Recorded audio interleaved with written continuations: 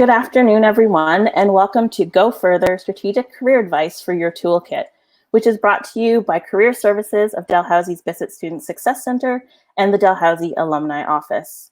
As we begin our time together, we would like to acknowledge that Dalhousie University is located in Mi'kmaq, the ancestral and unceded territory of the Mi'kmaq. My name is Michelle Patrick, and I am the Student Success Career Advisor, and I am joined today by 5 Dalhousie alumni. Together, we will share career advice and experiences that will help you to go the distance with your career development and build your own toolkit as you move through the next stage of your own careers. Today, alumni that we have with us our first one is Jesse Albiston. He is a Faculty of Management alum with a Bachelor of Commerce, and he is the founder and executive director of Bitstrapped, a Google Cloud partner specializing in data engineering and machine learning. We also have Katie Flanagan with us, a Faculty of Management alumni with a Bachelor of Commerce. Katie is currently a campus recruiter for BMO. Rowan Laird is also joining us, an alum from the Faculty of Arts and Social Sciences. Rowan is currently a regional economic advisor with Innovation, Science, and Economic Development Canada with a range of experience in other levels of government as well.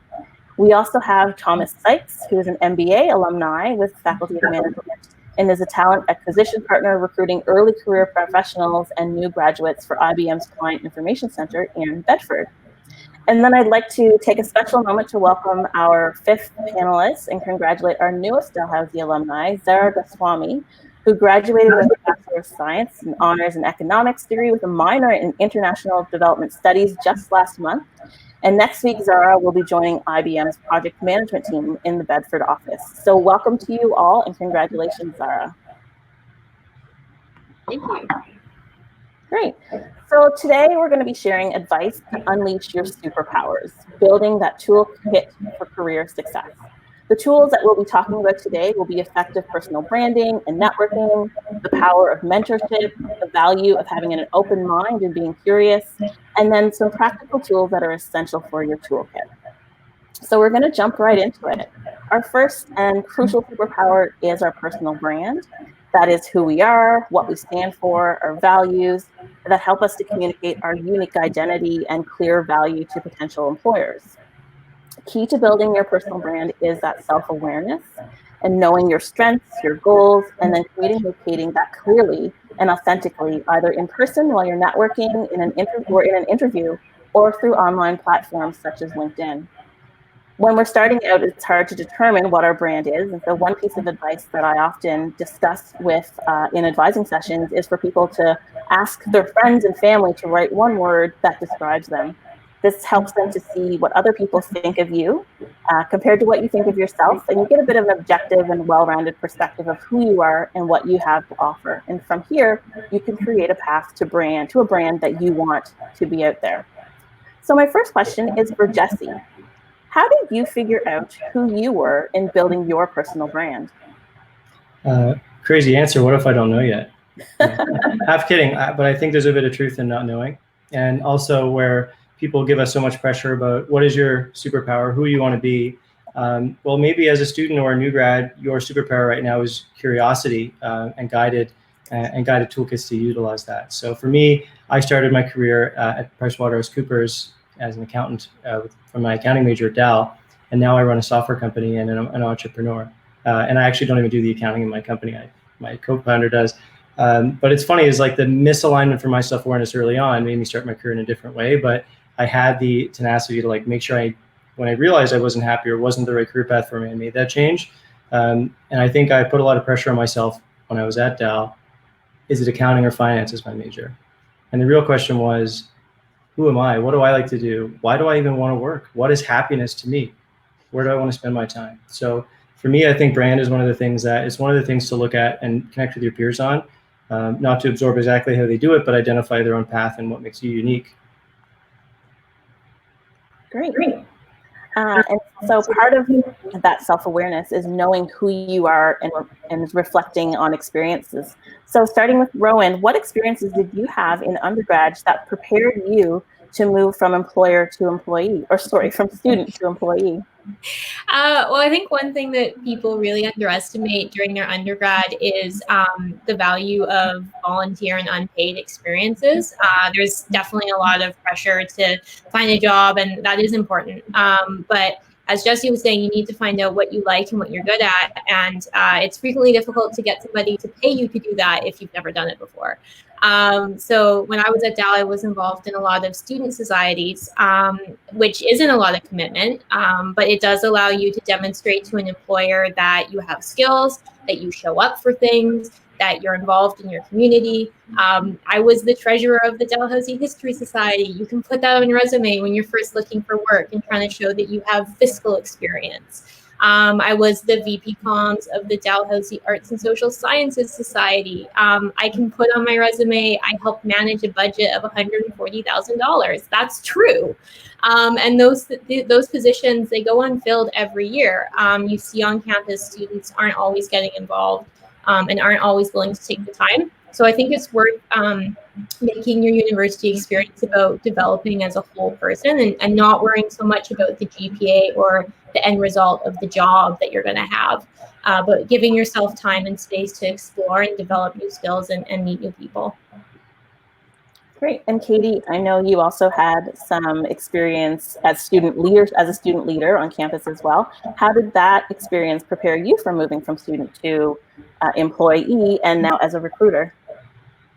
Yeah, so similarly to Rowan there, I was very involved on campus, and I think that was a huge part of what helped to kind of push me forward as I started to, conduct those career searches and try and figure out what exactly I wanted to do.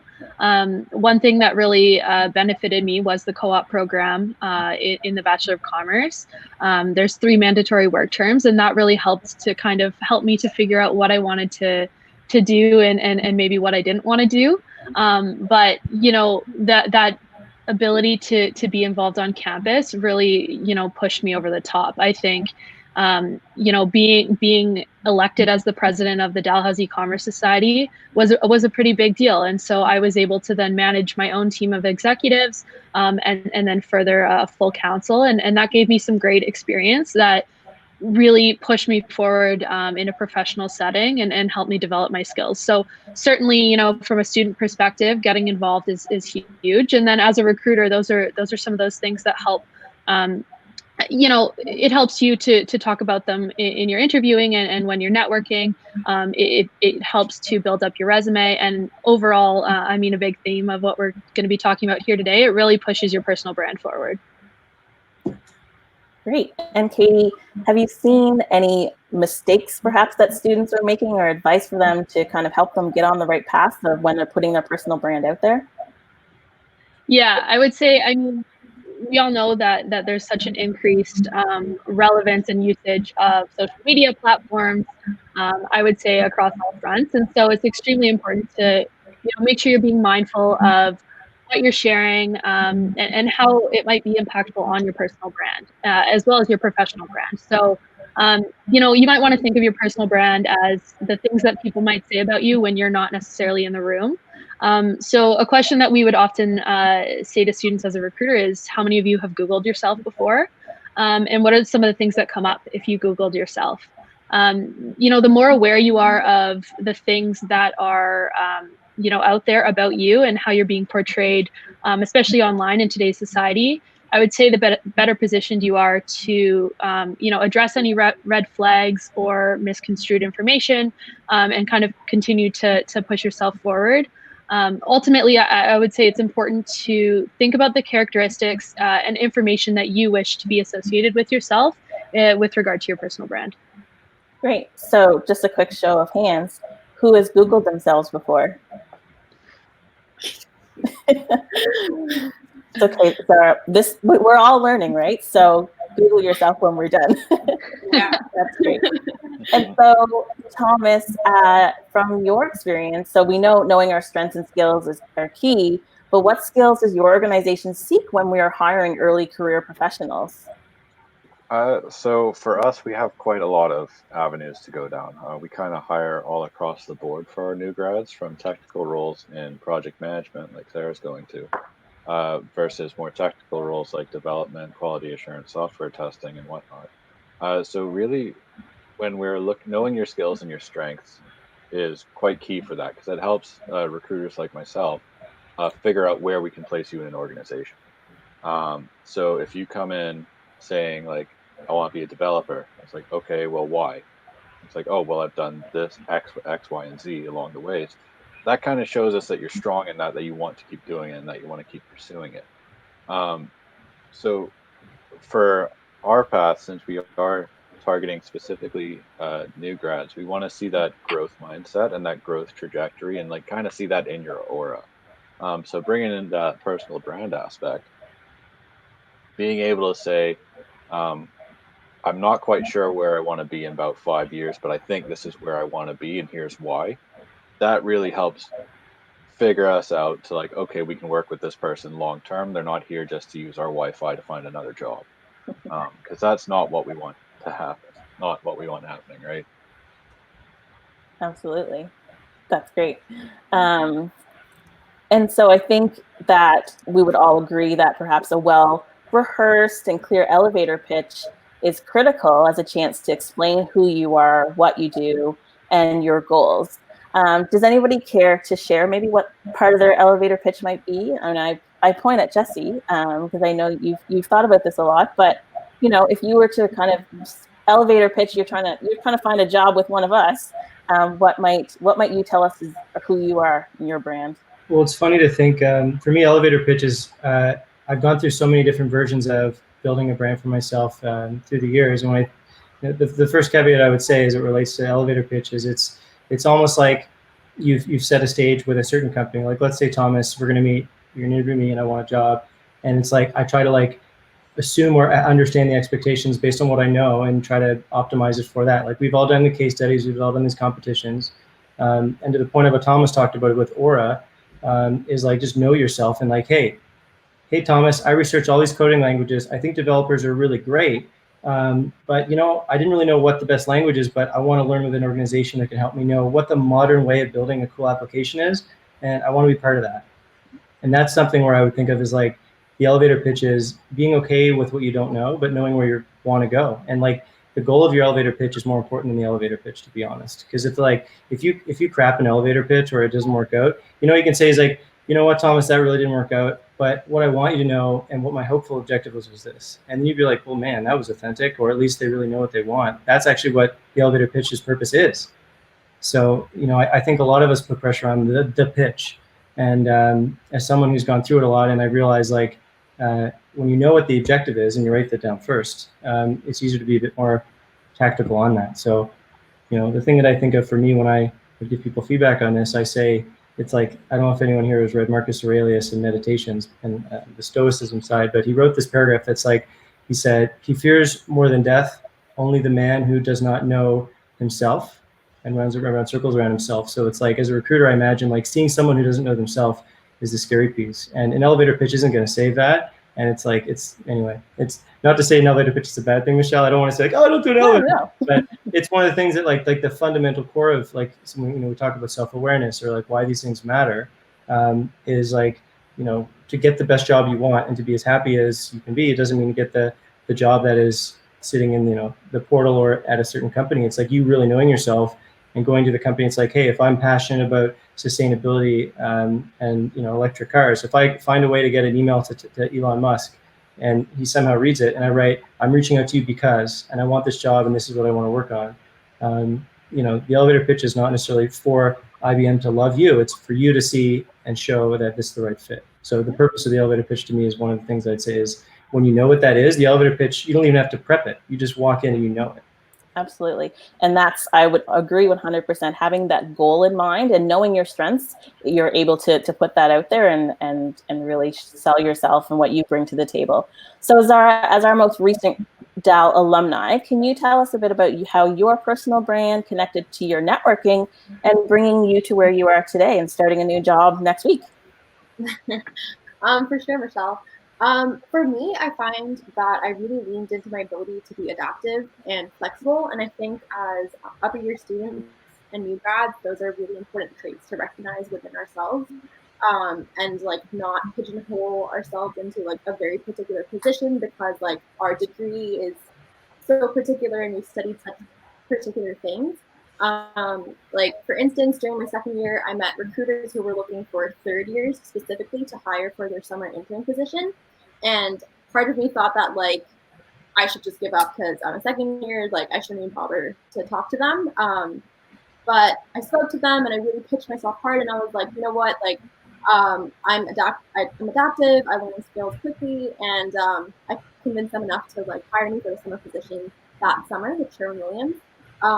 Yeah, so I just think as like upper year students, we tend to doubt ourselves and like words like personal branding can be really scary. But I think if you just like lean into the idea that like we're these fresh molds of clay that like are supposed to be molded into something, like really lean into that, that can be really valuable when you're networking.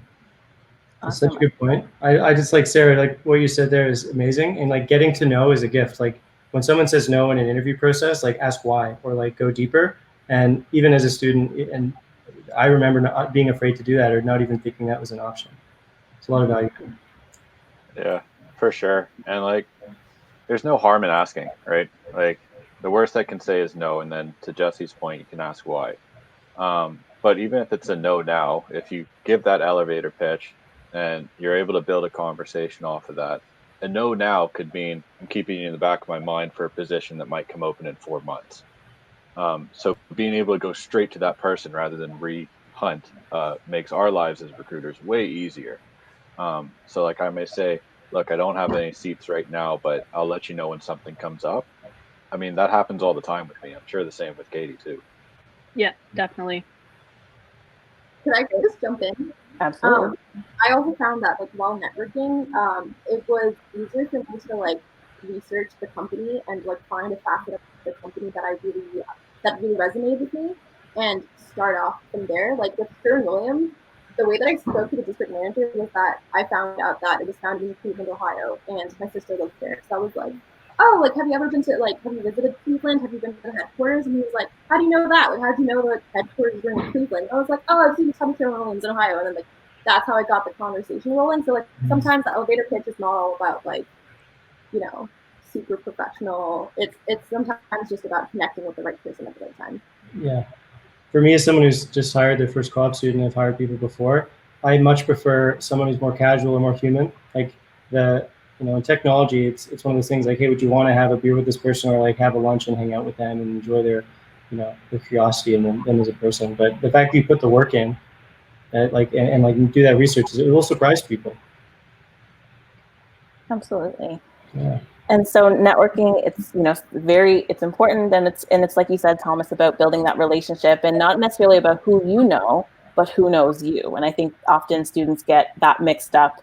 And some people who are more introverted feel that networking is something that is more for extroverts. And if you think about it as building relationships and getting your name out there and really connecting, and it's not about a big song and dance and a big show. It's really just highlighting your skills and having you at top of mind when positions come up, when Thomas is hiring and he remembers he was at a virtual event these days and was able to connect with a grad. So that's great. And I think, I'd ask, Katie, what advice would you have for folks to embrace networking if there's kind of like, oh gosh, this is not something I'm really keen to do? What kind of advice would you have? Yeah, I would say, I start off by saying networking is a bit of a daunting word, if you will, just the whole idea of networking, but it is becoming, increasingly prevalent and kind of at the forefront of today's job and career search. And so, there's a few things that come to mind when we think of networking. So my first piece of advice for students is definitely network with purpose, but also to Jesse and Sarah's points, come prepared. So, whether you kind of think about who you're networking with in advance and who your target audience might be, you could go back to what Sarah was saying about doing a bit of background research. It's not necessarily just about talking about yourself, but more so having a conversation, right? So at the end of the day, the person you're talking with is human, just like yourself. And so I would say definitely don't overthink it with regard to kind of that daunting networking word. A lot of people are a bit uncomfortable when it comes to networking, maybe a bit nervous, a bit afraid. And so part of that is be prepared, know yourself. And then the second part of it too is online networking, right? That's becoming increasingly prevalent in today's current global climate. And so, when we think of online networking, I think we want to think of how are you extending your brand online? It goes back to those social media pieces, but also if you're having a phone conversation or a video conversation with someone, what's in the background of your video? What are you wearing? It's all relevant to your personal brand, right? I'm in my closet. I love it. But it goes with your brand and who you are. And so I think in this time, a lot of students are saying, well, I don't know how to online network. How do you virtually network with someone? Often I might invite someone to a coffee chat. How do I do that? You can totally invite someone to a virtual coffee chat. There's nothing saying you can't, and there shouldn't necessarily be anything holding you back just because you have to do it virtually. So I think my biggest piece of advice right now is just don't be afraid to still reach out to people and still kind of work on your networking. I know Jesse was saying the other day that he's done tons of virtual networking during this time, more so maybe than before COVID. Yeah, Katie, I'll add to that. Everything there was amazing. And the one thing around purpose is so key. Like why you reach out to someone for a coffee, have the intention and make it known. But I want to say something. You mentioned something that I think every student and everyone in this call would all have felt, which is like the intimidation or like the fear of, or like the jump in of networking. Crazy idea. What if the mentor feels the same way? What if we imagine a world where we tell people how we might feel? Like, hey, I'm at this event, wanted to say hi. I know who you are, but I'm not a great networker, but I love to like chat. When you give someone, it's like emotional intelligence. Like give someone, like it's okay to wear your heart on the sleeve. No one's going to judge you, and it's one of the things that enables them to now see you, like quite literally, and like how can this now be where they help change how they are to connect, and we'll build more context there. Absolutely. And Rowan, what have your networking experiences been like? I have a somewhat different perspective working mainly in the public sector where there's much stricter rules around merit hiring and that sort of thing. So networking does only go so far. I will say that networking is an amazing opportunity to hear about postings. Some of the best jobs aren't actually posted online, which makes it a real struggle right now when you're out looking for work. So networking becomes more an exercise of information gathering, of building authenticity. Sometimes when you're trying to hire, particularly in the public service, you develop a pool of equally qualified candidates, and then it comes down to a question of fit. And that's kind of that intangible thing that Jesse and Katie were talking about. Who would you like to have a beer with? Who would you most like to hang out with? Who would you most like to see in the elevator every day for 5 minutes? And so networking really has to come from an authentic place. I think I would really stress to people, if you're going into it thinking I have to get a job or I have to make a connection that gives me information or it's not worth it, you won't get very far, particularly in industries where there is rules around merit hiring. So just becoming good friends with someone or impressing them is not necessarily going to get you the job. So think of it as something where it's another opportunity to pursue things you're interested in, to develop connections with people you legitimately admire. Sometimes the connection is going to be you become friends with someone. Sometimes it's going to be they can offer you a job, and there's a whole suite of options in between. So it's almost really more about your development as a person than your development as an employee. Mm-hmm. I think that's so important, that networking piece about learning. And I think knowing how networking and how folks are being hired in the hiring process in different industries is really key. And I think networking helps us to learn more about the industry and some of those tips and tricks that we might not be aware of. So definitely it all kind of comes full circle. And so this is a question I actually had from a student that I wanted to put to Thomas. And Katie, you brought up around COVID and the virtual networking, and some of the students are hesitant. And so the question was, is it appropriate to reach out to employers right now? And so Thomas and Katie, I'd like to hear your thoughts on that. Yeah, absolutely. I mean, there's no better time than now to reach out to someone. Even if again, worst thing that could happen is say, no, we're not doing anything right now. But there's been multiple times where I've had a good talent come to me. We've had a couple conversations back and forth, and I said, you know what, maybe you're not for me, but I have a buddy who works at X company. They're actually looking to hire right now. So I'll let them know that you're coming your way. I'm not going to tell them to reach out to you. You reach out to them. But I know they're hiring out there. I think you'd be a better fit there. So there's always that opportunity as well. And my cat's hungry, so sorry about that. But authenticity right there. But really it comes down to, it could just be as simple as firing someone a LinkedIn request. That's the easiest. Like, recruiters have never been more accessible than right now. Before, you used to have to figure out who the phone number was, what the email was, all that. Now you could just search someone's name with the company or recruiter IBM, and then we'll all show up. Like, it's never been easier. Like, send an ad, send a message saying, hey, how's it going? My favorite conversation starters are, how's your day going? Like, if someone asks me that, I'm like, okay, there's going to be it's more of a conversation rather than a sales pitch. So that's how I perceive that. I've had about 30 people fire me messages in the last 2 weeks or so, and it's all like, how's it going? Like, it's when you get the sales pitch, it's when it's like, okay, calm down. Like, yeah, it's funny. Like, as a student, you think like, oh, I have to make a really professional message out. Those are not necessarily are the ones that may have been seen as a copy and paste piece. Shishel, to the student's question, it's like, if you're ever on the fence as a student, the answer is probably do it and fail. Like, actually, you should celebrate failure. If you fail like 50 times in the next month, like, you've now learned. And one of the things is, like, you could have the best mentor in the world, and they're still not going to teach you more than your real best mentor, which is yourself. So that failure is going to be the most valuable pieces you can do.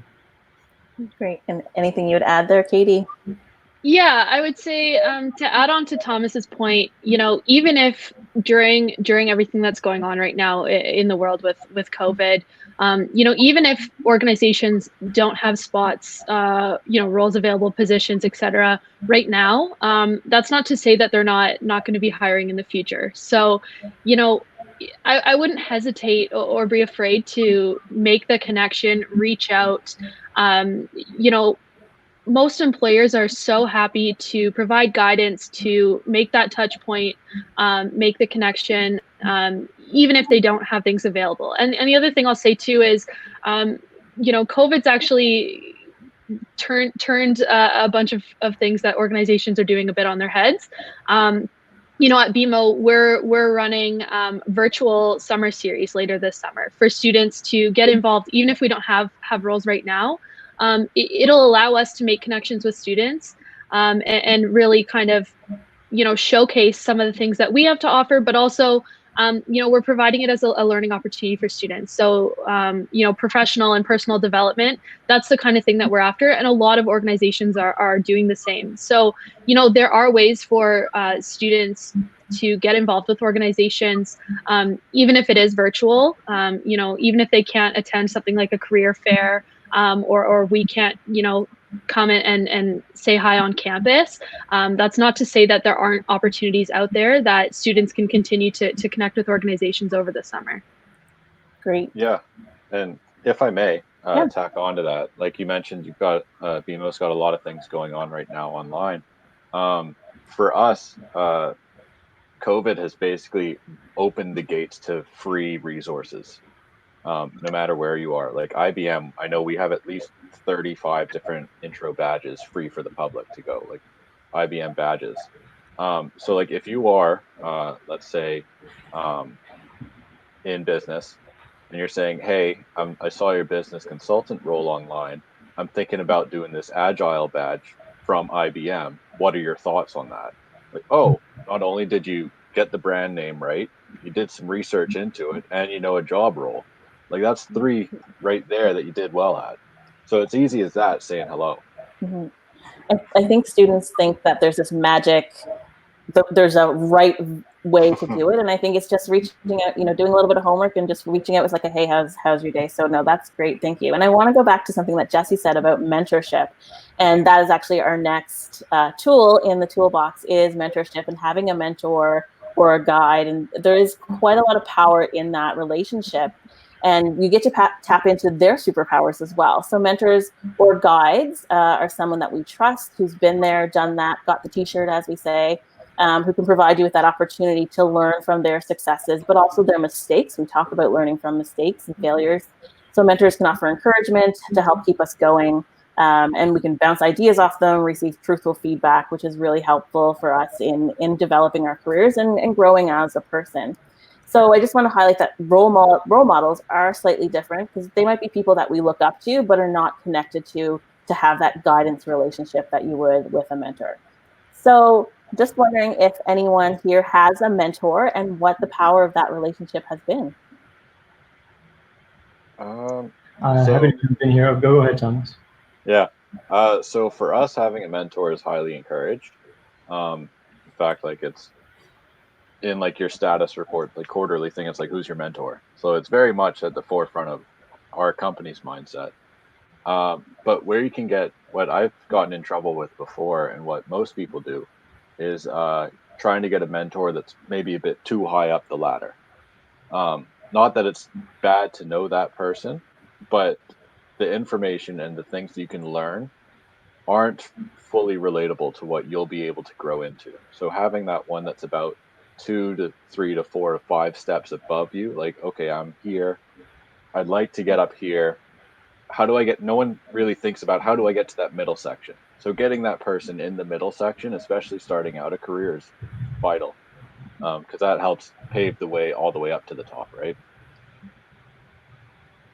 Yeah, I'll add a perspective to mentors. And I want to really pause on this because I wouldn't be where I am in my life and career without people that supported me and believed in me and coached me with their experience. So this is one of those things that everyone's journey is going to be different with who they want to be and where they want to go.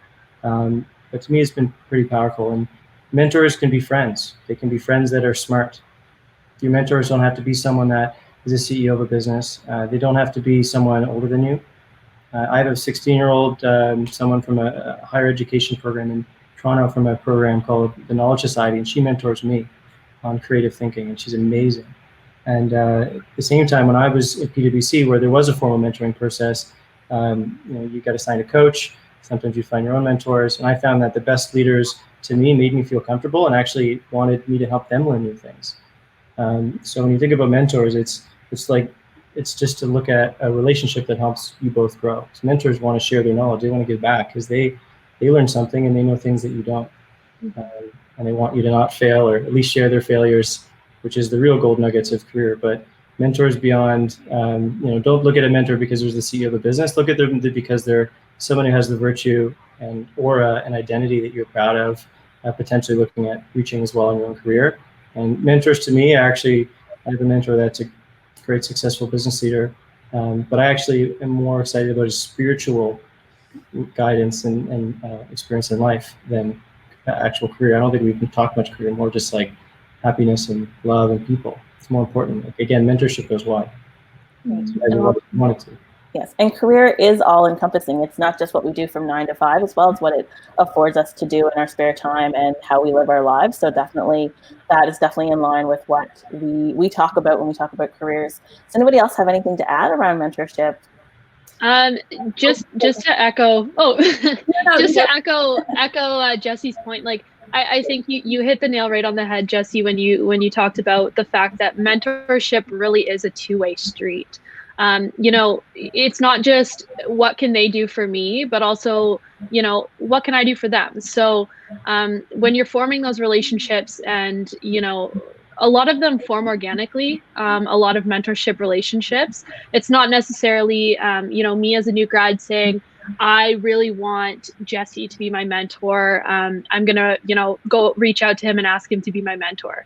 That's not often how it happens. Often, you participate in these networking activities, and you start talking to someone, and you kind of say, hey, we mesh well. And like Jesse said, they don't have to be older than you. They don't necessarily have to be more senior than you. But you might mesh well, and you might say, hey, you know, I have something to offer you, but you also have a lot to offer me. And you don't have to formally establish a mentorship relationship per se. Like I said, it can happen organically, and you know, maybe you meet for coffee once a month, or you know, once every 6 months, or once a year, and you have a conversation, and you know, you talk about not just work, but like Jesse said, you can talk about life too, and often what makes a great mentor is that organic relationship, and kind of, you know, making sure that it's not just one-sided, but definitely two-sided. Thanks, Katie. I want to run just one quick point to add on that. It's just a bit tactical, or like a toolkit for people on the call that are listening, is mentorship, and to your point, organic, Katie, you're 100% right. But you can't, like this was perfectly organized, Michelle. Like the first step was brand, self-awareness, all of those. You can't skip that step. You can't have a mentor that is mentoring you that isn't able to help you be who you want to be. So you can't skip the step of knowing that. So when you do, when you have a mentor, they don't have a magical process that you just opt into and, like, you know, they're your sensei. It's like you have to bring your A game. It's like, you know, hey Katie, I really inspired by what you've done with the, you know, your role within the Commerce Society and the work you've done as a student. I'd love to get your feedback on that. I'm setting a goal to apply for it, and I'd love to meet with you every 2 weeks and share how I'm doing and get your feedback on it. And like give them, like, ask for the commitment. Like ask for the commitment, shape the and like if you bring that format, you make the mentor's life easy. All they do is have a 30-minute call every 2 weeks and give you great feedback. But you have to bring your A game. You can't, a mentor won't be able to bring that for you. You have to really bring it. Absolutely. And Rowan, I think you're going to add something. Yeah, Kate put it much more eloquently than I did. But I was going to say, having a mentor is not like, will you be my boyfriend? There's not, you know, this kind of weird like thing to necessarily set it up. A lot of the great mentors in my life evolved organically, as both Jesse and Katie pointed out. And it doesn't always have to be, although I agree structure is important, it doesn't always have to be, you know, we're going to meet every month for coffee. It can really evolve into something where it's someone you call when you're feeling uncertain, or you're faced with decisions, or maybe you're in a professional setting you haven't been in before and you're trying to figure out how to proceed. So I think there can be a lot of pressure to like sort of force yourself into a mentorship relationship. And if you're a student who's trying to get into the professional world and you stop and think, you may discover you actually have a lot of mentors already, even if you've never put that label on it or officially set up a schedule to get coffee. Those things can be useful, but don't have to be there for the mentorship relationship to be productive. And the other thing I want to touch on is you don't also have to have mentors that are only in your professional field or only once you're looking for work. As Jesse mentioned, you know, mentors will come in and out of your life as you need them and as you find them. And it's important to recognize those relationships when they come to you. I would say some of the professors I had at Dalhousie are still mentors to me, not in that we're still getting coffee every half hour, but every few months we might chat and I'll talk about where I am and where I'm going. And those kind of character development, checking in exercises from someone you've respected and learned from, that those can be just as valuable as a professional mentorship relationship. Great. Yeah. This is all amazing. I'm so like, this is so exciting. And everyone has such a great perspective. And I think, you know, our students and our listeners will gain a lot from this as they go forward. And I think you said you get mentors may come and go. And I think it's knowing yourself, as you mentioned, and being open to the possibilities of that. And I think that kind of segues into our next tool in the toolkit is the open mind and having the courage to be curious. So as you begin to navigate the job search, you may have a career goal to be with a certain company with a certain title, certain responsibilities, but it may not be where you start. And it's common for folks to change careers many times. And if you find yourself in an industry to start, it doesn't necessarily mean that's where you're going to end up. And it's a marathon and not a sprint. That's one that's tossed around quite a bit. But, you know, these new and unexpected opportunities can help you to gain experience and further develop skills that ensure you are ready for that dream job when you have it. So I just want to throw this to Zara, our new graduate. What do you have to say about having an open mind? I'd have to say, as a new graduate, take on whatever summer job you can get. Like, and when I say whatever, I mean like literally take whatever summer job you can get. Like for instance, one summer I worked as a field marketer. I was literally pitching a credit card to 80 to 100 customers per day, and I was only paid commission. Like terrible hours, terrible pay. If you have the capacity to take on jobs like that, take them on because you'll realize that the skills that you gain in those kind of positions, you don't necessarily gain those kind of skills in like other more comfortable positions. For instance, like with that field marketing position, I learned how to connect with a complete stranger and build enough trust with them that within a few minutes of meeting me, they were giving me all the personal information and signing up for a credit card. Like that's a very like unique skill set that you probably wouldn't gain in a different position. And as much as I complain about that job, I realized that I learned the art of selling. Like if I could sell a credit card, like I'll take on anything else and try to sell that to someone. And I also learned how to handle rejection. I was talking to literally 80 to 100 people per day, and I'd get like 10 successful sales on a good day. So like learning how to like handle rejection and like persevere through all of that rejection with a positive attitude and just be like, okay, like I'll just move on to the next one.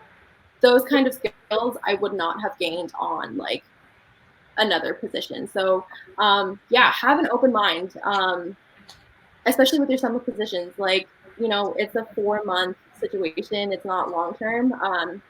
Yeah, that's what I'd have to say about having an open mind. Really take on whatever position you can get a hold of during your summer term.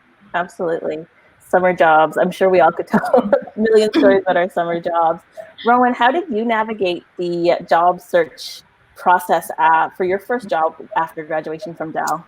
Well, to echo what Sarah said, I think summer jobs are super important, and summer jobs are not going to be glamorous. They're not going to be your dream job. They're rarely going to be super relevant to what you're studying, and that's how it should be.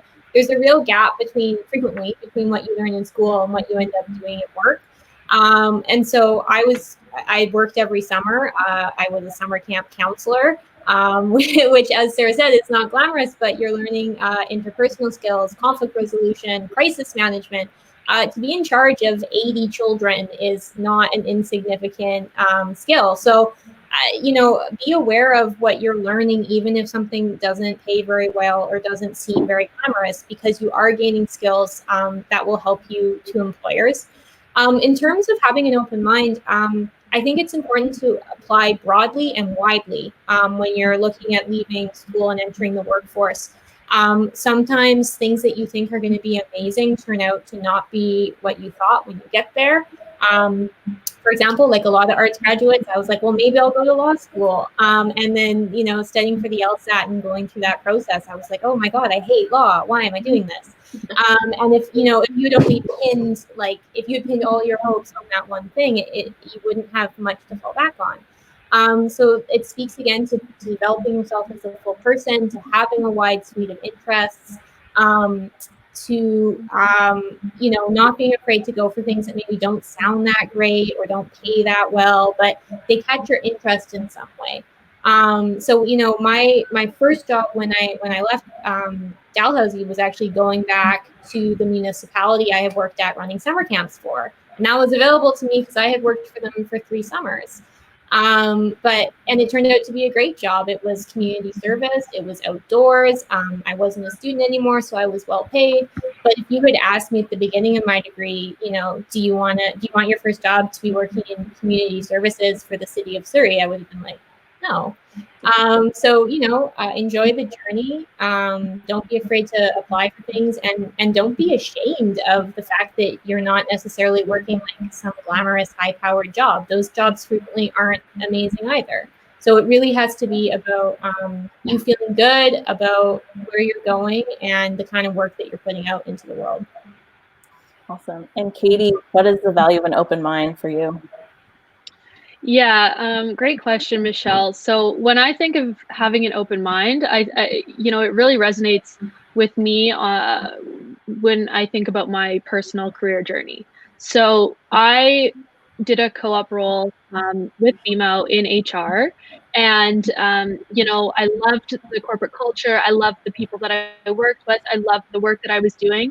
And I was in a bit of a unique situation because right at the end of my co-op term was also when I was looking for full-time employment. And, you know, things don't always work out the way that you hope they would. At the time when I was finishing up my co-op role, there were no full-time positions in any of the areas that I saw myself as kind of being a good fit. And you know, that was a little bit daunting. And one piece of great advice that I received from one of my teachers was, you know, don't be afraid to take short-term roles. Don't be afraid to take contract roles. Don't be afraid to branch outside of your kind of preferred area and step outside of your comfort zone. And that's exactly what I did. So I finished up my co-op work term, again, working in HR, and I took on a short-term contract role in marketing. And I started working in charitable giving at BMO, and you know, I ended up loving it. I loved the team that I got to work with, but I also got to expand kind of my fundamental knowledge base of the organization, make a ton of new connections, and I don't think that I would have ended up in the role that I'm in now with BMO had I not taken that contract role in between. You know, it kind of led me on the path to what I would call working with my dream team in my dream role. And you know, had I not had that open mind that we're talking about, I don't know that I would have been where I am now. So, you know, to me, keeping an open mind, especially when you're young and you're early in your career, you know, it could lead you to some fantastic new things that you might not have had exposure to otherwise. Great. And Thomas, I know you've had a few different roles in your time as well. So how has having an open mind got you to where you are today? Oh man, it's been a wild ride. So there's in terms of having an open mind, people, I like to frame it as like people are always looking for the job that they want to have, but there's also great value in learning about the job that you don't want to have again. So that's a top, like I finished undergrad in 2014 and then finished. So I had a few years in between. And I was doing retail. I was doing well at retail, like moving my way up a little bit, high sales, high volume, but it wasn't me. So emphasis with just because you're good at something doesn't mean you should do it as well, is also something to keep in mind. For me, I came in through the entry-level stream with IBM in Bedford for this role specifically. I started out in project management. And after about, there we go, starting to see a trend. Then after about 6 months or so, or 6, 7, 8 months, like I had done good work, like it was entry-level role type work. And then I'd just been doing very well at it. And about 7, 8 months in, they go, we need to move some people around. I think you'd be a great spot to fill this role. Like, do you want to take it on? And so that's how I got into being recruiting over a year ago. I was never hired to be a full-time recruiter, but all of the things that came into play with having that open mind, it's like, all right, how will doing this role help position myself for maybe the next role that I see myself going to? The skills that you learn at each role along the way can be transferable. It's just, do you know how to transfer them? And that's really where the thing comes in. Like Sarah said about with their credit cards, I guarantee that made talking to strangers way easier after doing that job. Yes. Like, and it's the same thing with like I had to sell credit cards too. Like I get it. It's like this was way back before IBM, but it's still along the lines of how can you approach conversation comfortably and naturally. And I'd recommend even just picking up a side gig, like work retail 1 day a week or so. Like learn the flow of how business works. Learn what aspects of it you like and you don't like. Like for example, if you work retail, you might see that like you need to change out the marketing. It's like, okay, maybe that's a new stream that you didn't know that you liked, or maybe you do like the sales side of things, so you want to go down more an accounting route.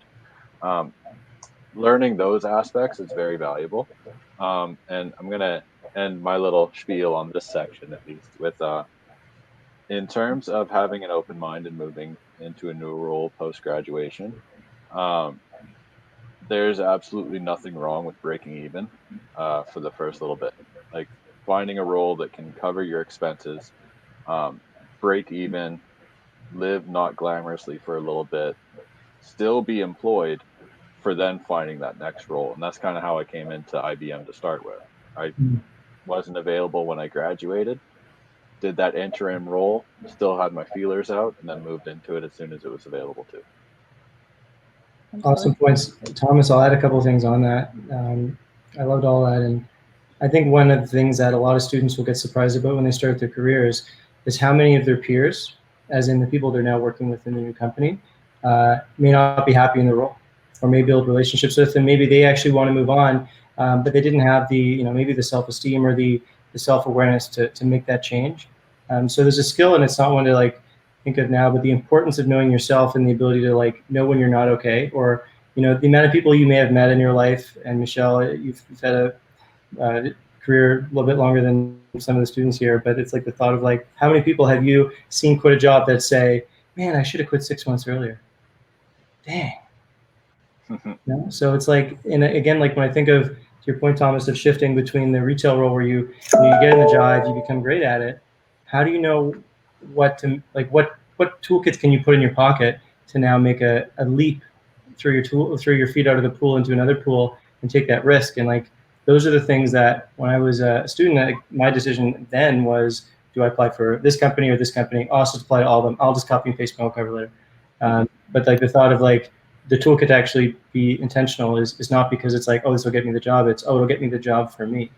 And it's like, one of the things I did, I remember applied, actually I drew something on a piece of paper. I'll just quickly show it.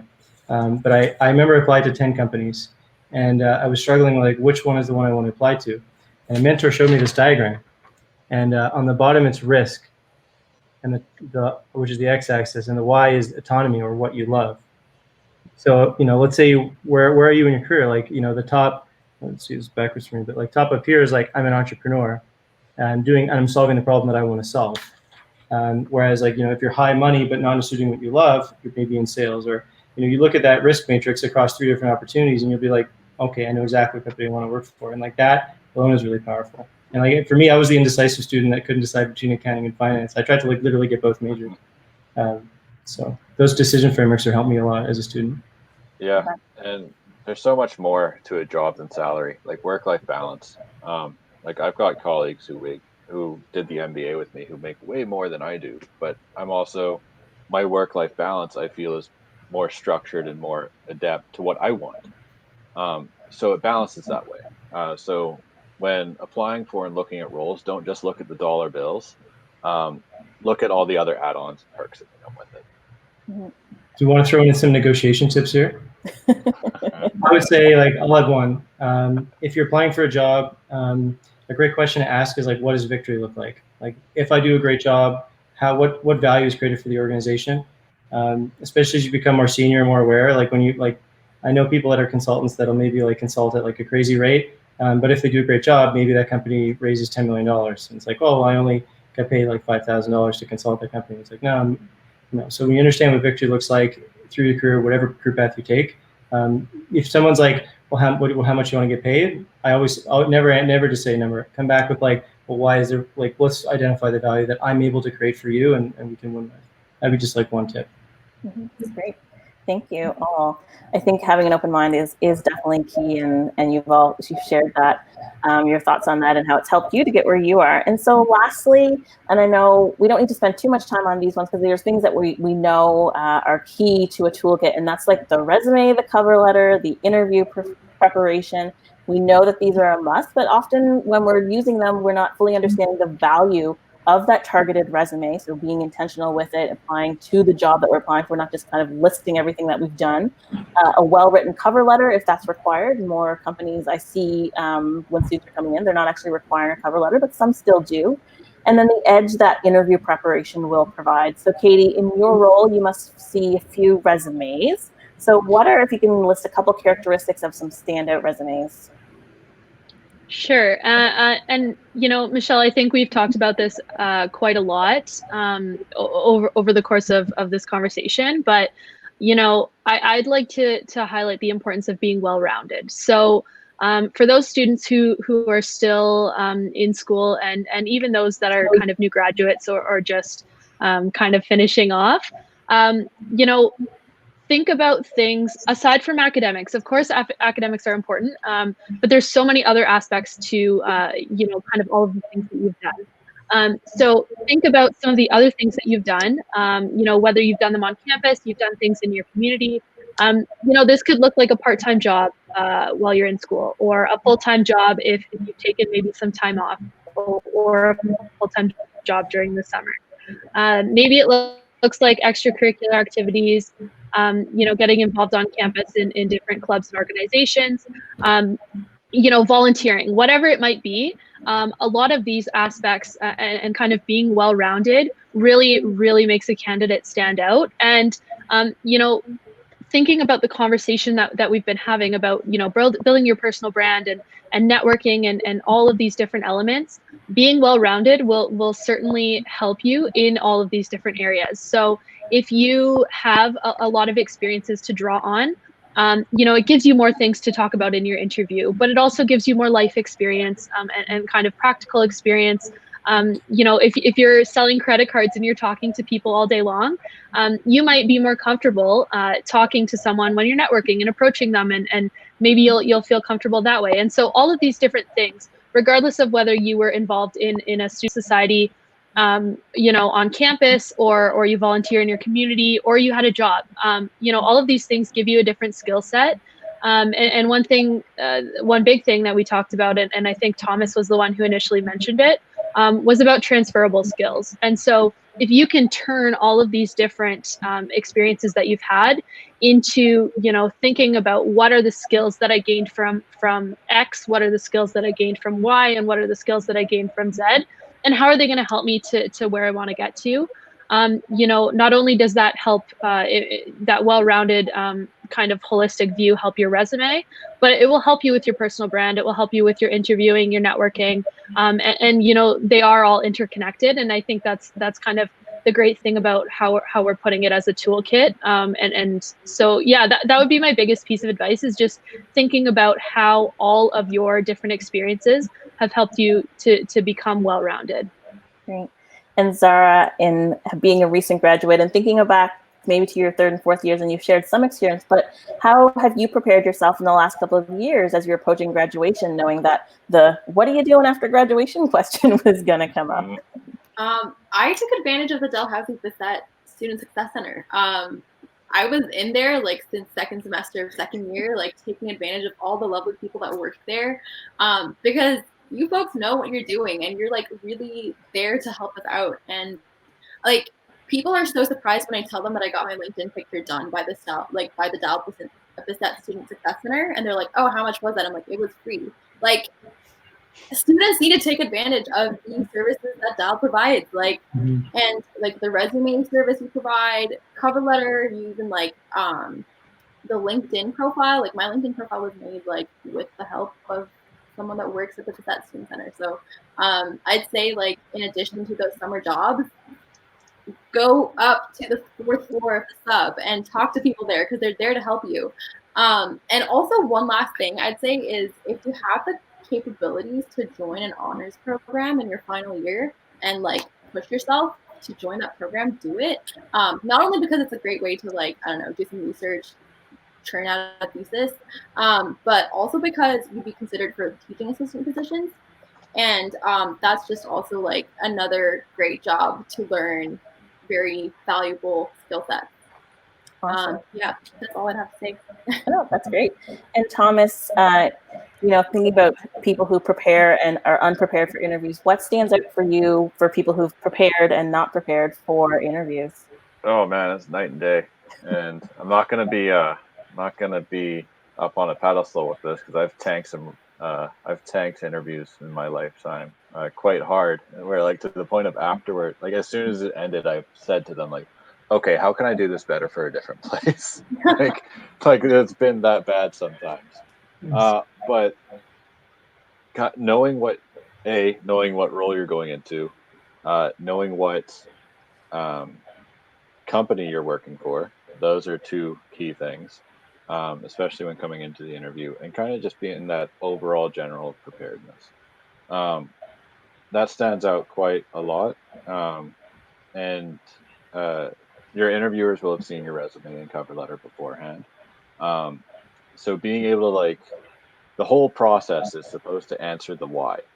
Your resume is your who. What you've done on your resume is your what. The interview is supposed to be the why. So being able to bring all of that together is vital. So emphasizing the points on your resume, anything on a resume is fair game to ask about, by the way.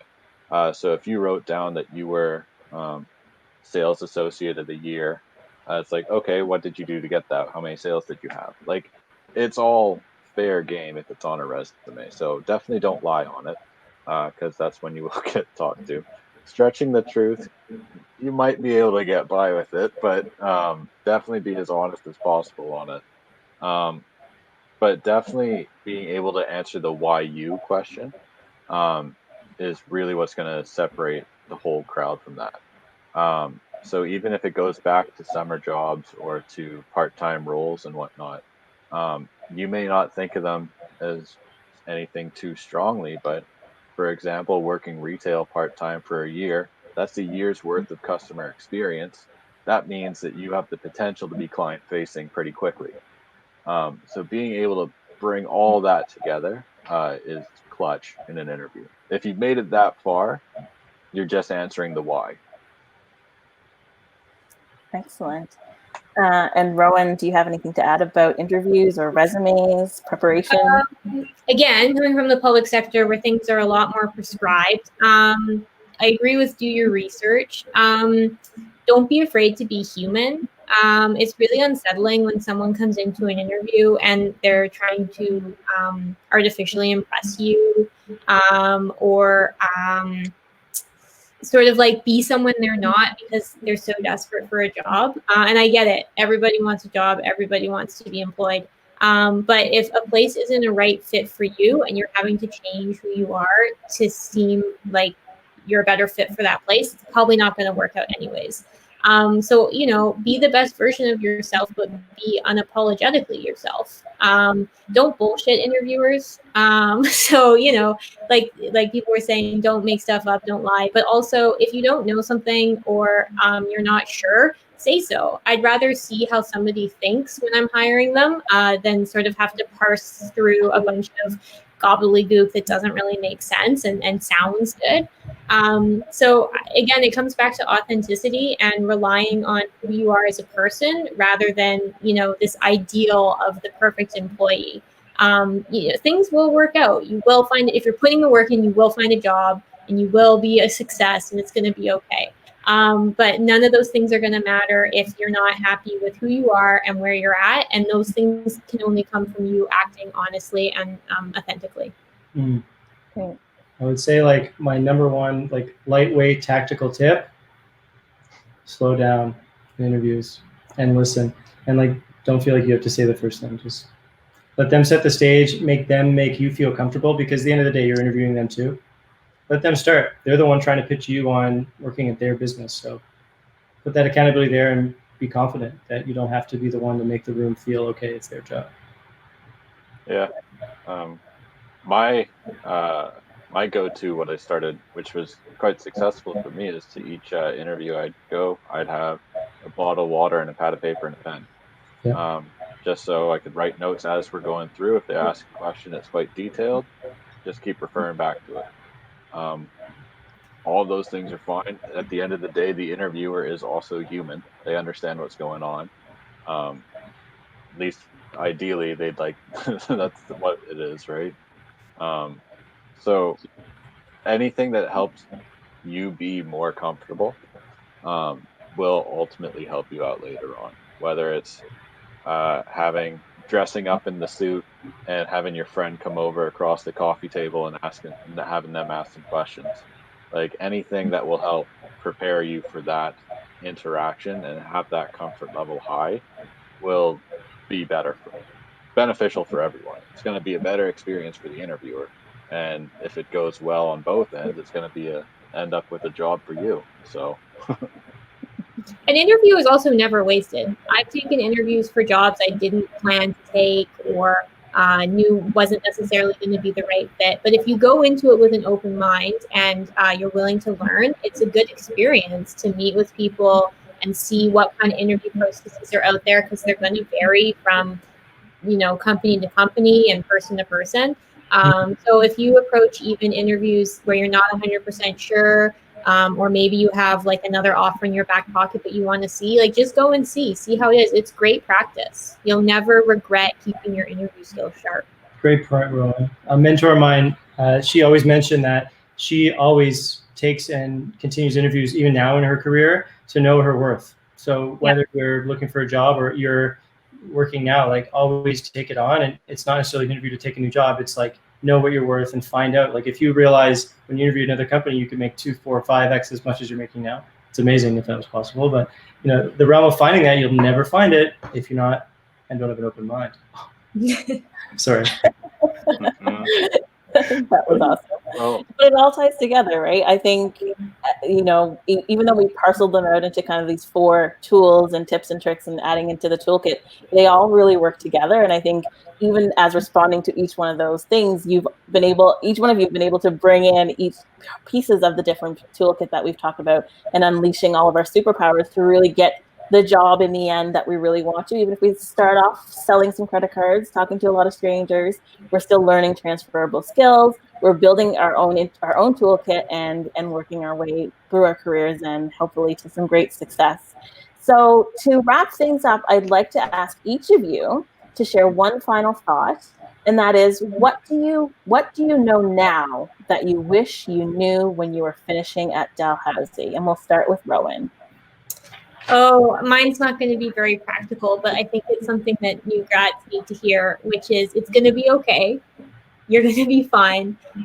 Take the time to enjoy it. This is your life. It's happening all the time, constantly. And if you're always just jumping to the next thing and worrying about the next thing, you're gonna keep getting to these levels and not really enjoying them. So it's so important to take a breath and be grateful for all that you have and all that you've accomplished. And enjoy it. Enjoy the ride. Life should be an adventure. It wouldn't be an adventure if it wasn't a little scary and there wasn't some risk and uncertainty.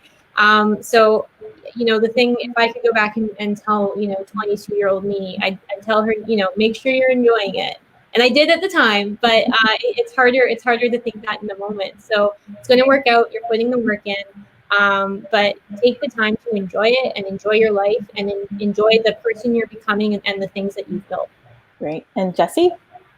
I have so many things that I would say to students, but I would say that one is you're the only one individually who has control and can drive your happiness and outcomes. So know how to ask for help, know who you want to be, and those things are going to change. So don't feel like you can just sit down for years to figure this out. Like if life is if you're an archer and you pull the bow or you're holding a bow, like draw the bow and shoot the arrow and know that you can change it, but stay in motion. That was something my uncle always taught me.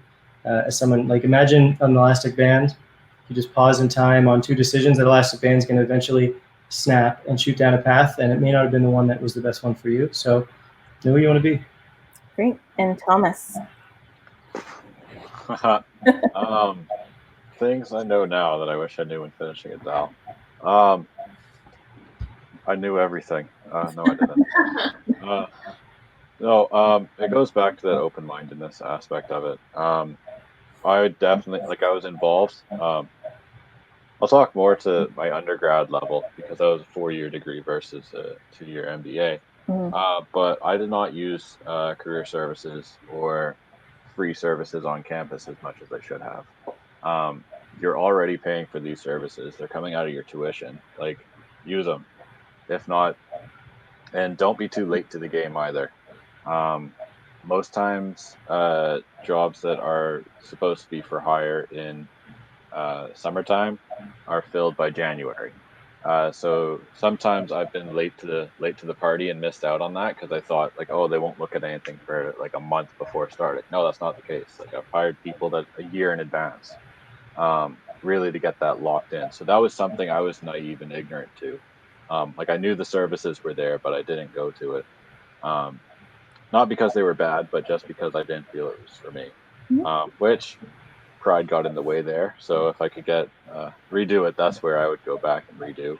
And then just to like one little final comment thing on the resumes. It is a big deal. It is a big issue.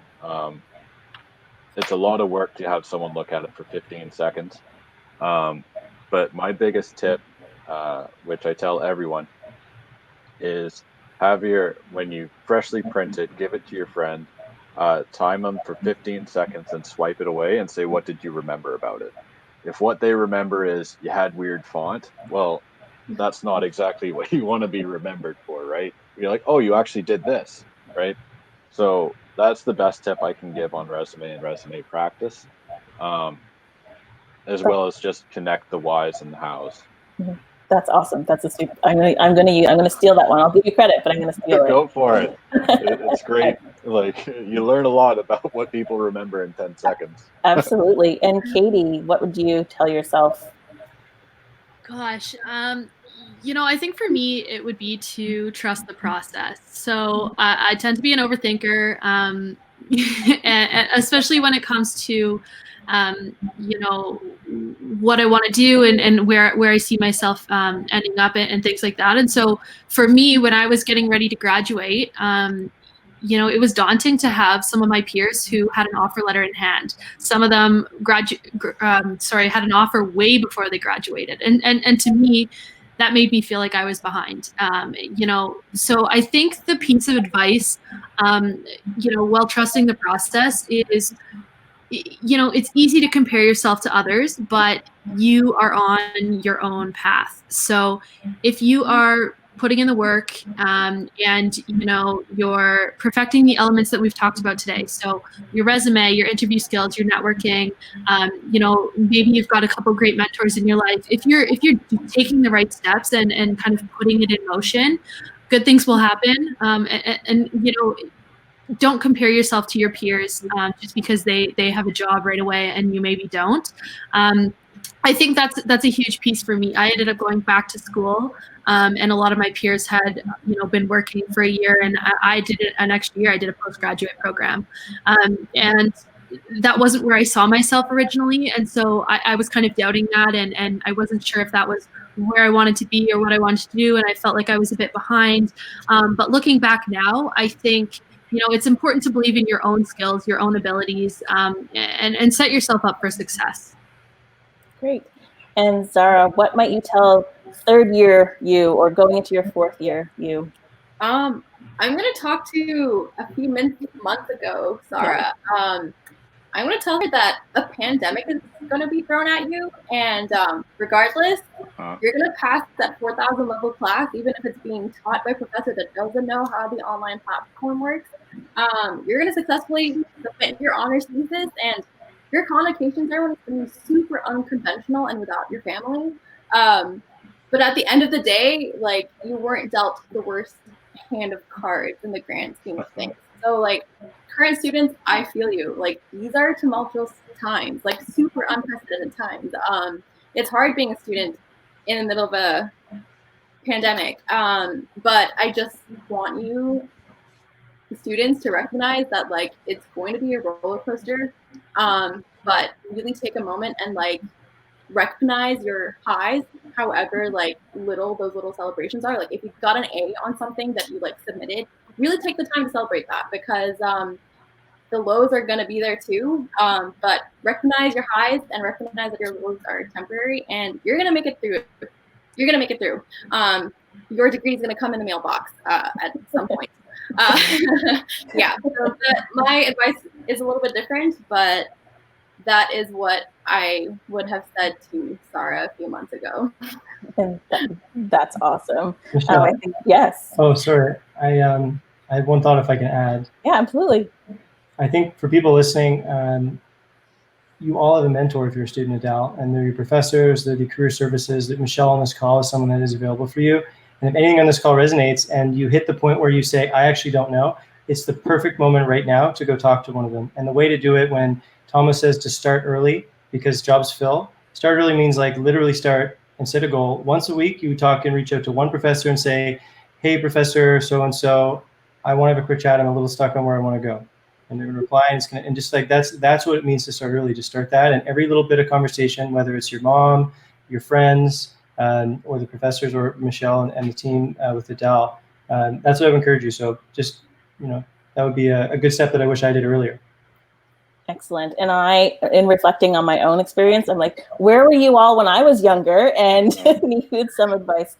And this has been great. So I want to thank you all for sharing your insights and your superpowers to guide our audience to career success. And, we've talked about that personal brand, telling your story, really shining, connecting the why as you're going through networking, building relationships, finding someone you trust to go along the journey with you, and mentorship, letting it happen organically. The value of an open mind. I think we cracked that one wide open. I think it's critical to all the things. And again, we talked about these all being intertwined. And then those practical tools, that resume, practicing for your interview, really tying it all together. And so we turn it over to you, audience, for you to put the work in and building your own toolkit and putting it all together, unleashing your superpowers, but knowing that you don't have to do it alone, as Jesse and Zara have said. As current students and recent graduates, career services are available to you through the Bissett Student Success Center. And this includes career advising, resume and cover letter support, interview preparations, and workshops to get further into the mechanics of building some of those toolkits. So talking about how to reach out, how to start that networking piece. And then additionally, we host the Halifax University's Career Fair. And this year will be held virtually on September 29th. So definitely put that in your calendars. The goal is still the same, as an opportunity for students and recent alumni to create meaningful connections with leading organizations, paving the way for exciting opportunities. Could be full-time internship, co-op opportunities, and maybe we'll see Jesse and Katie in there as well. And so for more information on all the services that are available to you, you can reach us through our website at dal.ca/career services, or by email career.services@dal.ca. And again, on behalf of Career Services and Dalhousie Alumni Office, thank you again to each of our panelists. This has been so great. Thank you to everyone who's tuned in. Stay safe and take care, everyone. See ya. Also, add me on LinkedIn and say you saw me on the video. Shameless.